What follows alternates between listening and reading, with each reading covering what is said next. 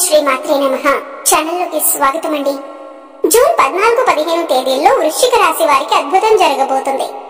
వీరి దశ తిరగనుంది. మీరు కలలో కూడా ఊహించని విధంగా మీ దుఃఖం దూరం అవ్వబోతుంది. దీని కారణంగా మీరు మానసిక ఆనందాన్ని పొందుతారు. అయితే జూన్ 14-15 తేదీల్లో ఈ రాశి వారికి ఏం జరగబోతుంది, వారి దుఃఖం ఏ విధంగా దూరం కాబోతుంది అనే పూర్తి వివరాలను ఈ వీడియోలో మనం తెలుసుకుందాం.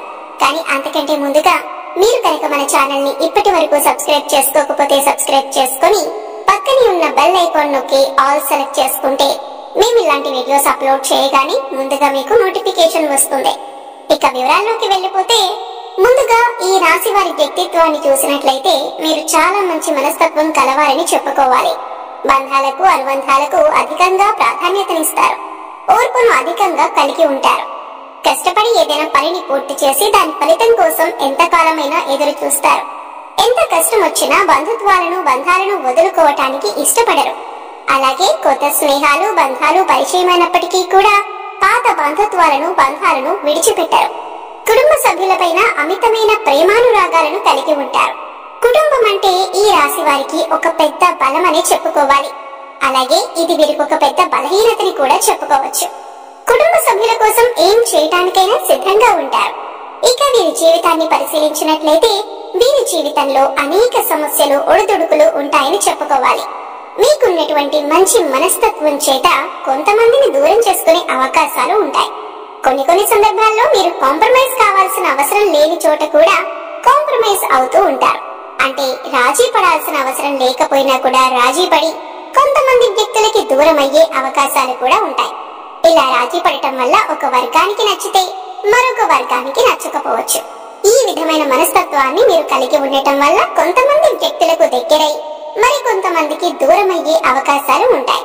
ముఖ్యంగా కుటుంబ సభ్యులు కూడా వీరిని అర్థం చేసుకోలేని సందర్భాలు కూడా వీరి యొక్క జీవితంలో అత్యధికంగా కనిపిస్తూ ఉంటాయి. అంటే మీరు రాజీ పడక్కర్లేని సందర్భంలో కూడా రాజీ పడటం వల్ల కుటుంబ సభ్యులకి కూడా మీ పైన కోపం వచ్చే అవకాశం ఉంటుంది. ఈ కోపం కారణంగా వారు మిమ్మల్ని దూరం పెట్టే అవకాశాలు కూడా అత్యధికంగా కనిపిస్తూ ఉంటాయి.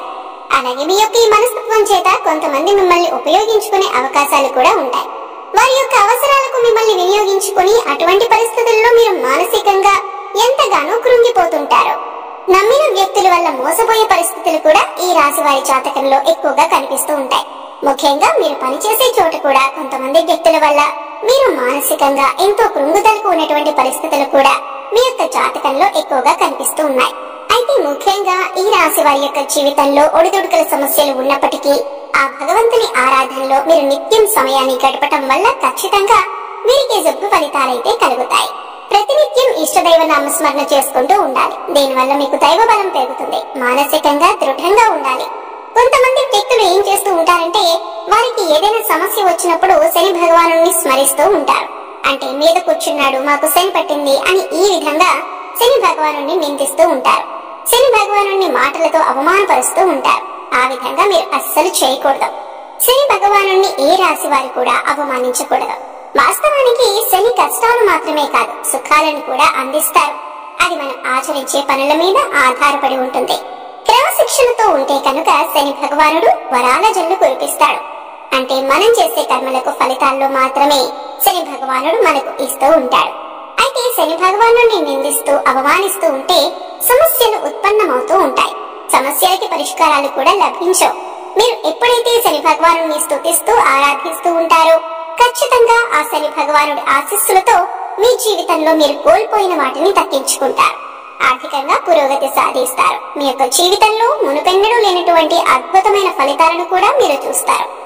అయితే ముఖ్యంగా మీ యొక్క జీవితంలో దాన ధర్మాలు చేయడం వల్ల కూడా మీకు అపారమైన పుణ్య ఫలం లభిస్తుంది.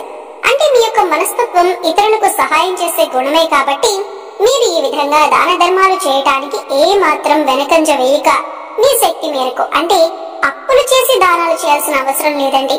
మీకు ఉన్నంతలో మీ శక్తి మేరకు దానం చేస్తూ ఉండండి. ఈ విధంగా చేస్తే కనుక ఖచ్చితంగా ఆ పరమశివుడి అనుగ్రహం మీకు తోడుగా ఉంటుంది. ఆ శని భగవానుడు కూడా మిమ్మల్ని ఎంతగానో అనుగ్రహిస్తాడు. మీ జీవితంలో ఉన్నటువంటి ప్రతి సమస్యకు కూడా పరిష్కారాన్ని చూపిస్తాడు. అలాగే ఆలయానికి వెళ్లి నిత్యం మీరు శని భగవానుడి చుట్టూ ప్రదక్షిణలు చేసి నెయ్యితో దీపాన్ని వెలిగించండి. శనివారం రోజు ఈ విధంగా చేస్తూ ఉండండి. మీకు వీలైతే శని భగవానుడికి ఇష్టమైనటువంటి నల్లని వస్తువులు, నల్లని వస్త్రాలు పేదలకు దానంగా ఇవ్వండి. ఈ విధంగా చేయటం వల్ల కూడా అపారమైన పుణ్యఫలం మీకు దక్కుతుంది. ఇక ముఖ్యంగా విషయంలోకి వస్తే ఈ రాశి వారి యొక్క జాతకం ప్రకారం జూన్ 14, 15 తేదీల్లో మీ దుఃఖమంతా దూరమయ్యే అవకాశాలు కనిపిస్తున్నాయి. అది ఏ రకమైన దుఃఖమైనా కావచ్చు. ఒక్కొక్కరి జీవితం ఏ విధంగా ఉంటుందంటే ఏదో ఒకటి సమస్య నెలల నుండి కావచ్చు లేదా సంవత్సరాల నుంచి కావచ్చు వారిని వేధిస్తూ ఉంటుంది. కుటుంబ సభ్యుల మధ్య సఖ్యత లేకపోవడం కావచ్చు, ఆర్థికంగా ఇబ్బంది పడుతూ ఉండొచ్చు, లేదా మీ వృత్తి వ్యాపారానికి సంబంధించిన సమస్య అవ్వచ్చు, లేకపోతే ఇరుగు పొరుగు వ్యక్తులతో విభేదాలు, లేకపోతే బంధువులతో విభేదాలు. ఈ విధంగా ఒక్కొక్కరి జీవితంలో తీరని సమస్య అంటూ మానసికంగా వారిని వేధించేటటువంటి ఒక పెద్ద సమస్య ఉంటుంది. ఆ సమస్య దూరమయ్యే అవకాశం కనిపిస్తుంది.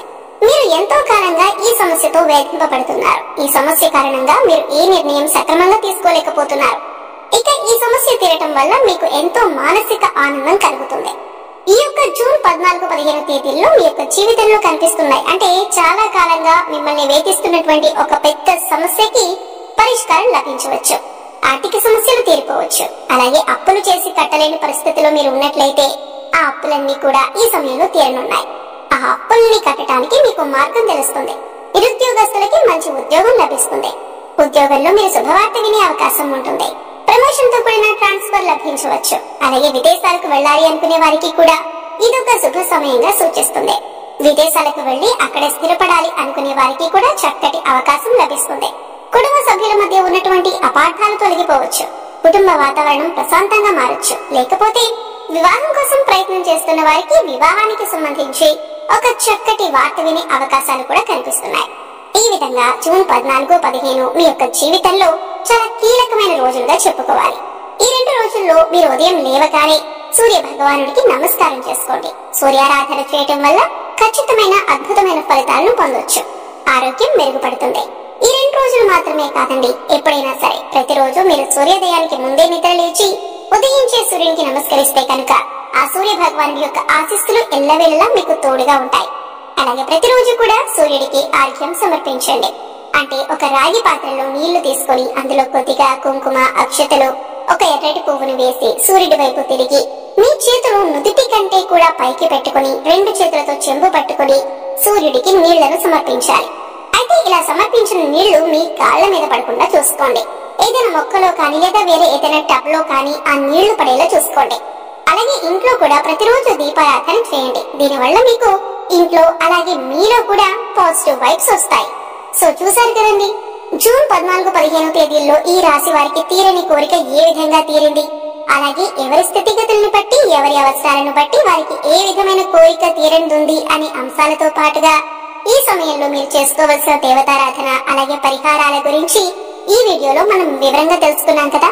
ఈ వీడియో మీకు నచ్చినట్లయితే లైక్ చేయండి. మీ ఫ్రెండ్స్ అండ్ ఫ్యామిలీ మెంబర్స్ లో వృశ్చిక రాశి వారు ఉంటే వారితో ఈ వీడియోని షేర్ చేసుకోండి.